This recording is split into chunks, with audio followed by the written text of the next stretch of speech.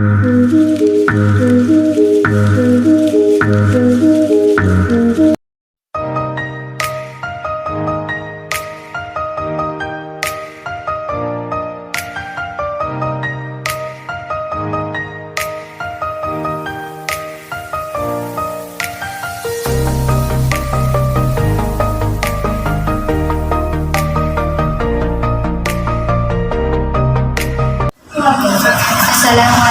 warahmatullahi wabarakatuh. Kami dari Universitas Indonesia.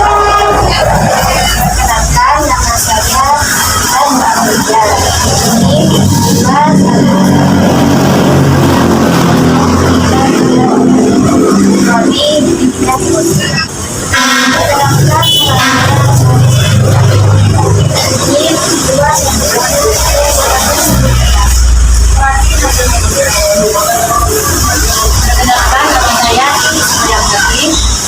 Ini Mas kami tidak kelas 1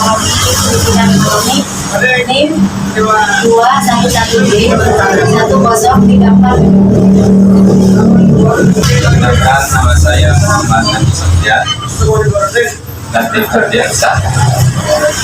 NIM saya 211B 1034. Saya dari pendidikan korporasi pendidikan ekonomi dari kelas 1.3. Perkenalkan, nama saya Rani, NIM 211B 10351. Saya prodi ekonomi. Langsung saja, sebenarnya kami ingin berterima kasih kepada karena sudah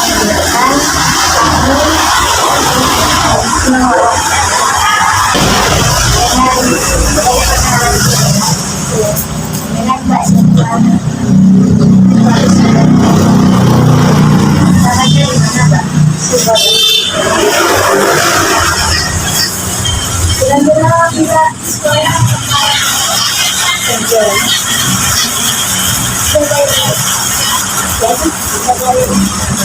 itu maksudnya di mana? Kerjanya di kota.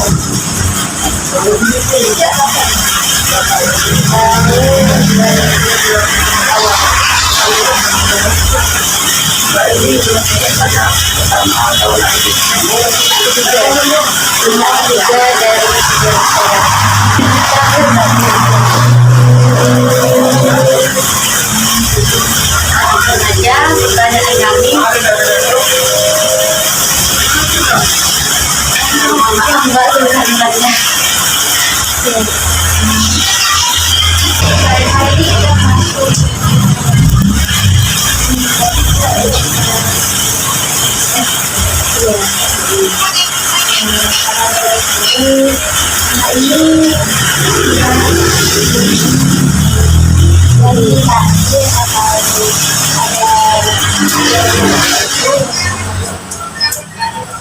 memang dari lahir.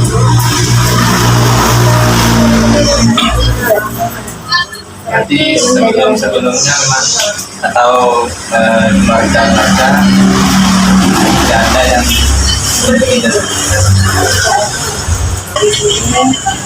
Bapak umur berapa? Umur 20. Mungkin sudah katanya bagaimana gitu. Kalau kegiatan itu banyak ya. Dari kekuatan baik yang tidak pasti. Tapi kan tergantung diri rasanya. Kalau kita menanggapi itu apa ya?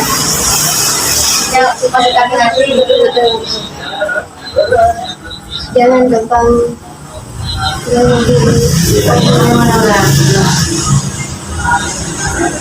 mungkin dari sikap dari pagi ada tidak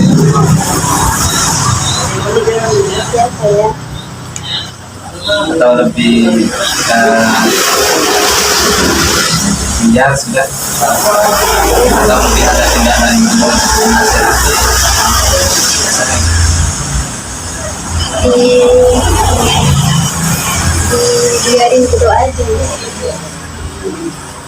Jangan digabah kan, Kadang kan jangan digabah, terus diutamakan pada hati. Apapun itu yang tetap milik kita. Sampai sekarang baik sudah tidak mengambil omongan orang yang enggak lah. Apa motivasi baik sampai sekarang sampai itu tetap bisa jalan hidupnya baik. Motivasi. hingga ini juga bisa membantu para teman-teman kita yang kena bersama. Karena kan kalau di luar terkadang kekurangan diri sendiri jadi hambatan untuk melakukan jadi motivasinya baik bisa diungkapkan buat teman-teman kita agar bisa melanjutkan hidup, bisa mencapai impian. Kayak dengan diri sendiri ya.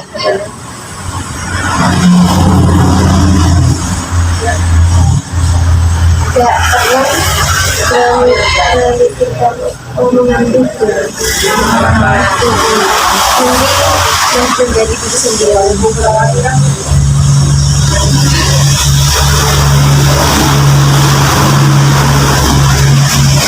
Itu hambatan yang sering kali bawa rasakan. Apakah masih berlangsung sampai sekarang?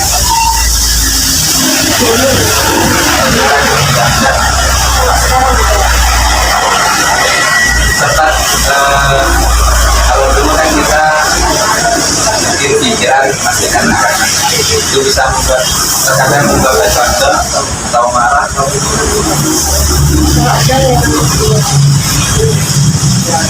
sehingga kadang minder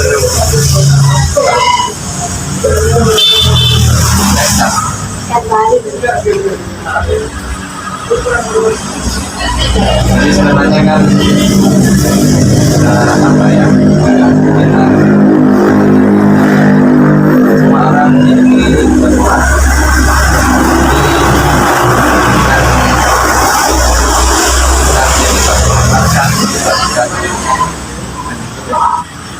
takutnya kan nanti menjadi apa ya penghambat bisa menjadi tidak kritik.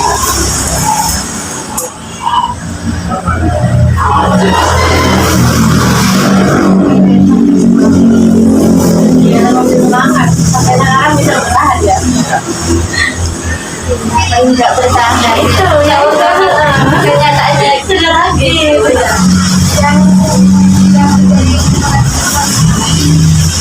Oh iya. dari orang-orang juga kalau orang tua itu ya dia ya tentang itu ya tidak masalah. Tidak pernah membatas mas. Iya, tidak pernah nggak kasih juga. Apa katanya baik hati gitu ya.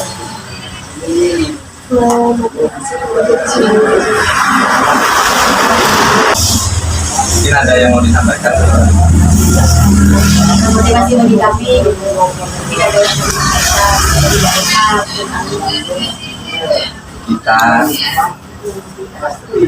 Kita lebih semangat dalam menjalani. Karena kan semua orang punya prinsip tersendiri. Dan saya apa ya? kalau aku ya nggak pernah melihat ada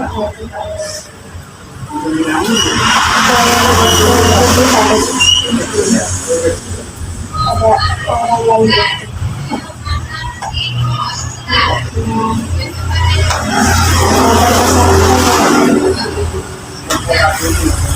Hidup jalani aja.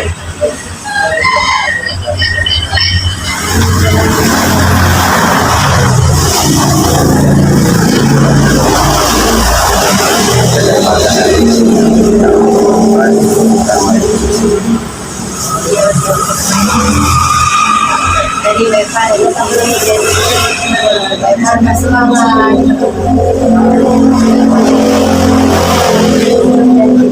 nah iya Mungkin dari cita-cita Eva dari dulu sampai sekarang. cita-citanya dari mana itu ya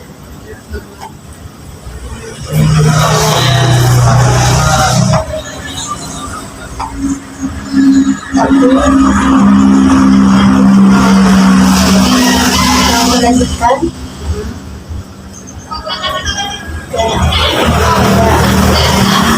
ya Gimana sih sebelum waktunya?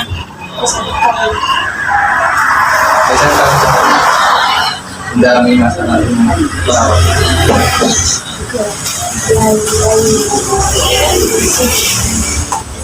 SMK-nya baik kan ya? Di sini deh. Namanya juga ya.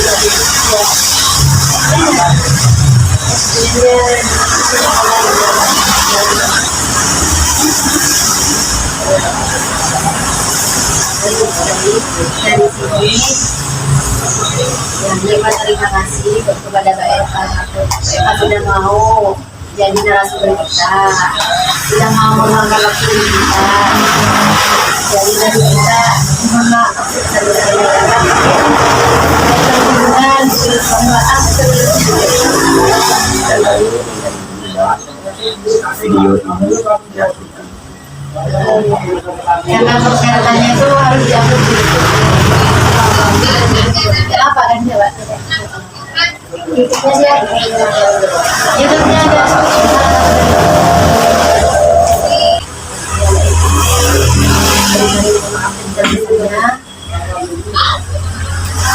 mungkin dari Bapak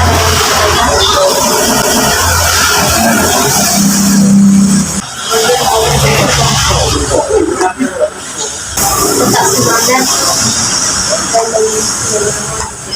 terima kasih Pak Bima Diri sendiri.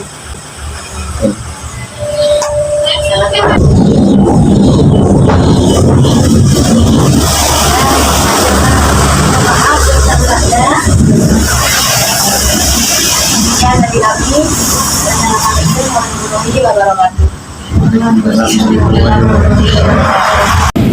Assalamualaikum warahmatullahi wabarakatuh.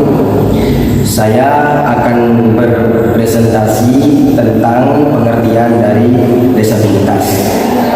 Disabilitas itu berasal dari bahasa Inggris disability yang artinya keterbatasan. Dan keterbatasan tersebut itu bisa berupa fisik, mental, sensorik, dan emosional.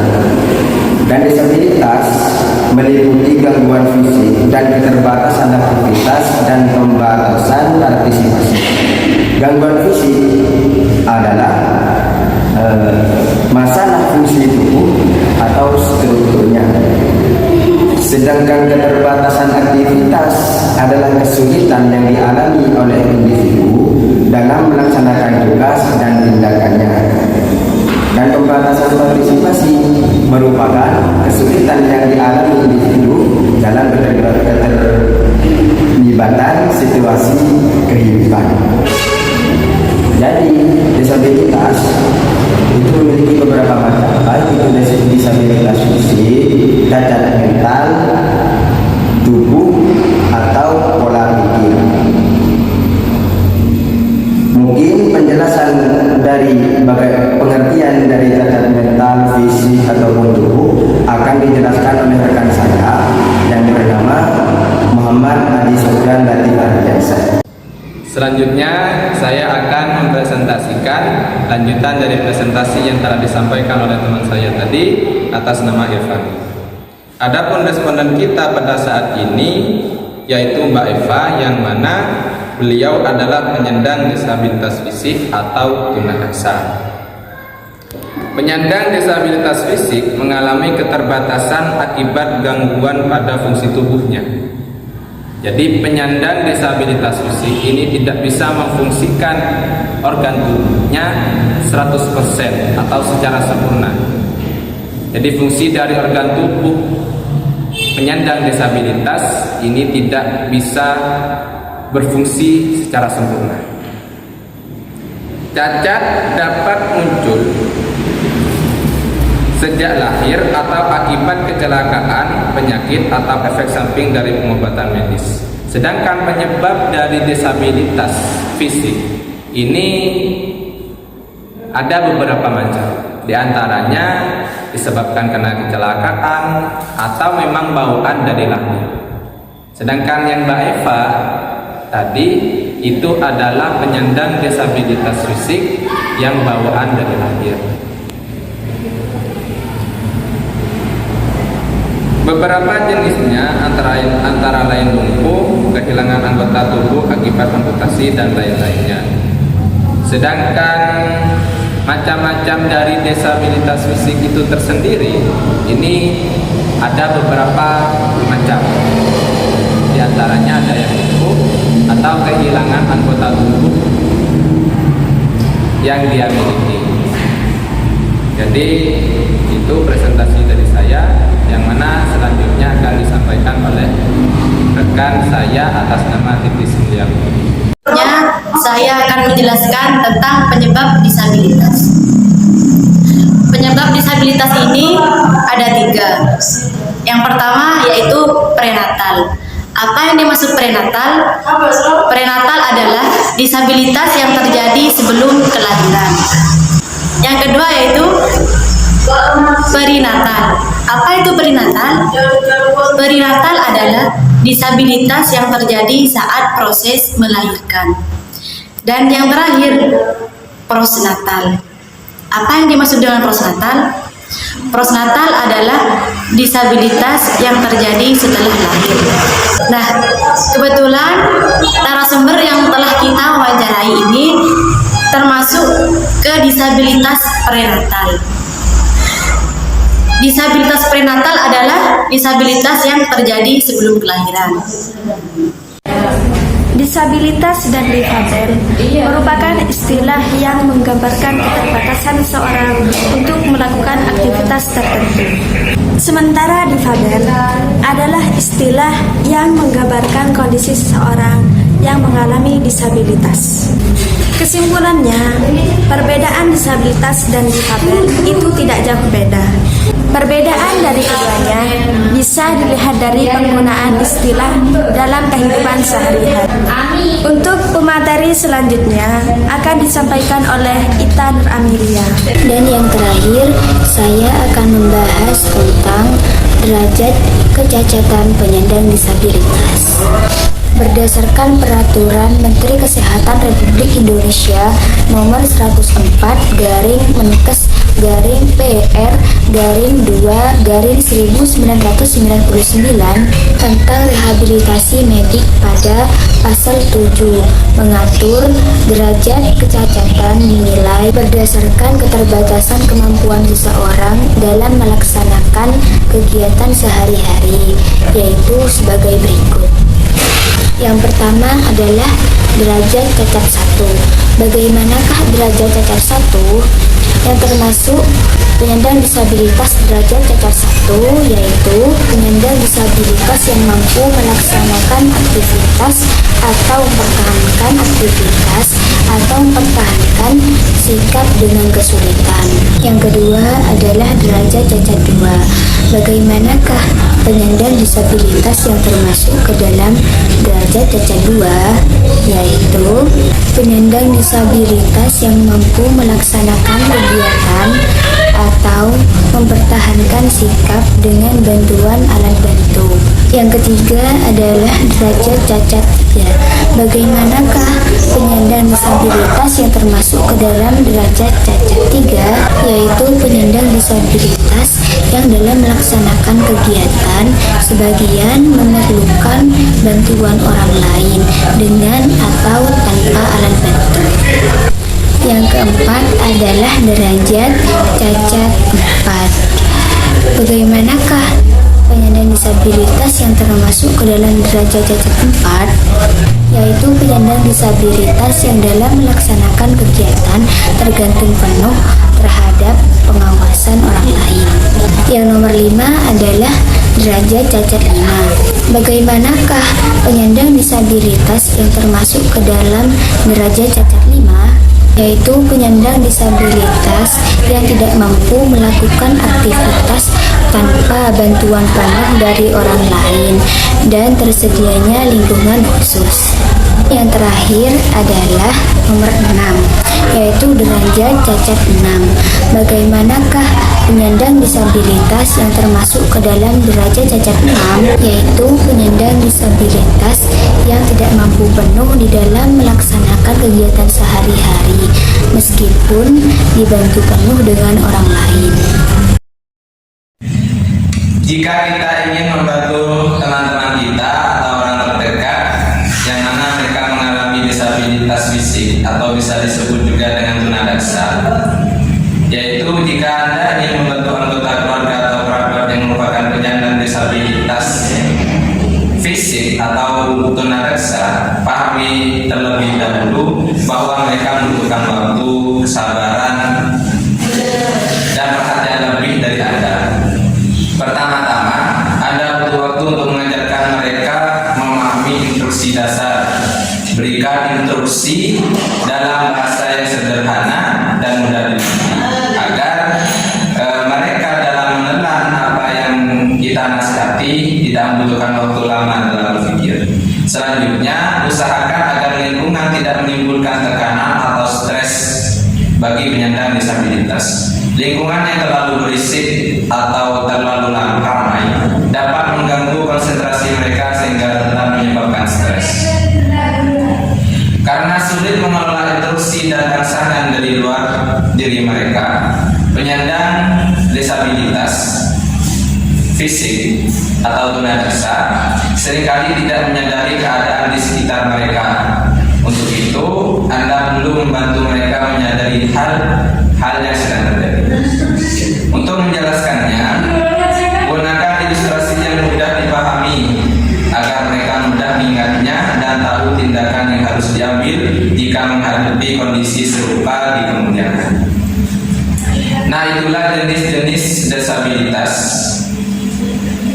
Di antaranya disabilitas fisik atau tunadaksa dan cara yang bisa kita lakukan jika Anda memiliki anggota keluarga penyandang disabilitas daksa atau tunadaksa.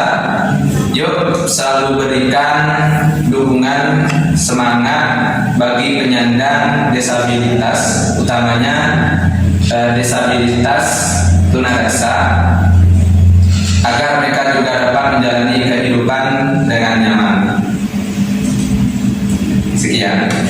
Sekian presentasi dari kami. Apabila ada kesalahan, kami mohon maaf yang sebesar-besarnya. Wassalamualaikum